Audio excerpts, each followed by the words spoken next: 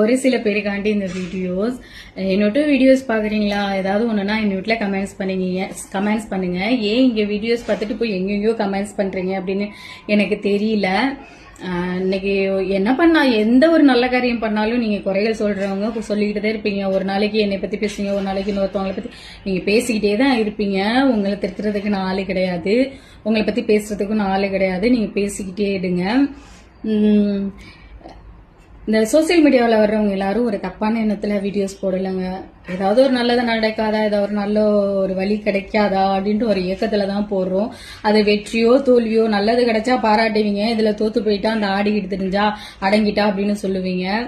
என்ன நடந்தாலும் சரி, கடவுள் விட்ட வழின்னு நான் ஏதோ ஒரு நல்லதுதான் போட்டுக்கிட்டு இருக்கேன். நல்லபடியா தான் வீடியோஸும் போடுவேன், நல்லதுதான் போட்டுக்கிட்டு இருக்கேன்.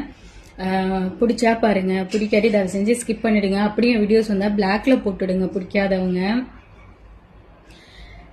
நானும் இந்த அப்படியே இங்க இந்த வீடியோஸ் போறதுனால பெரிய நான் அப்படியே பெரிய இது டாப்ல இருக்கேன் அப்படின்னு ஆடுறதுக்கு, அதை ஆடம்பரத்தை காட்டுறதுக்கும் அலப்புறதுக்கும் நான் வீடியோஸ் போடல. என்னோட கஷ்டம் எனக்கு மட்டும்தான் தெரியும்.